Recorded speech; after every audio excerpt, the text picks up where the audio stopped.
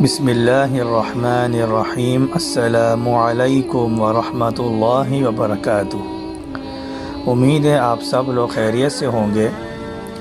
آج میں آپ لوگوں کے لیے سورہ مائدہ سے متعلق ایک شاندار قسم کا وظیفہ لے کر آیا ہوں، اور اس سورت کے بارے میں تو بہت بڑی فضیلت ہے اور بڑی ہی بابرکت سورت ہے یہ۔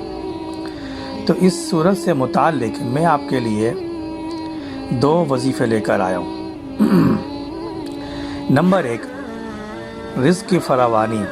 اگر کوئی شخص چاہتا ہے کہ اس کے گھر میں رزق کی فراوانی ہو اور اس کے رزق میں برکت ہو، کبھی ختم نہ ہو، تو اس کو چاہیے کہ ہر مہینے کی پہلی جمعرات، یعنی ہر چاند کی پہلی جمعرات کو، یہ سورہ مائدہ 6 پارے کے اندر ہے، سورہ مائدہ، ہر چاند کی پہلی جمعرات کو 41 دفعہ اس کی تلاوت کرے۔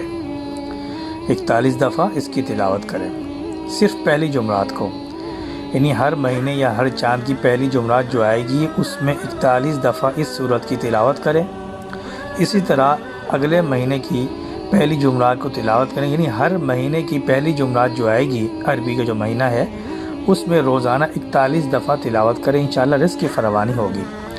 جو دوسرا وظیفہ ہے وہ یہ ہے، اگر کسی کے اوپر قرض ہے، قرض کا بوجھ ہے، قرض میں ڈوبا ہوا ہے، یا اس کو اندیشہ ہے کہ میں قرض میں ڈوب جاؤں گا، تو وہ شخص اس سورت کی روزانہ تلاوت کرے، روزانہ۔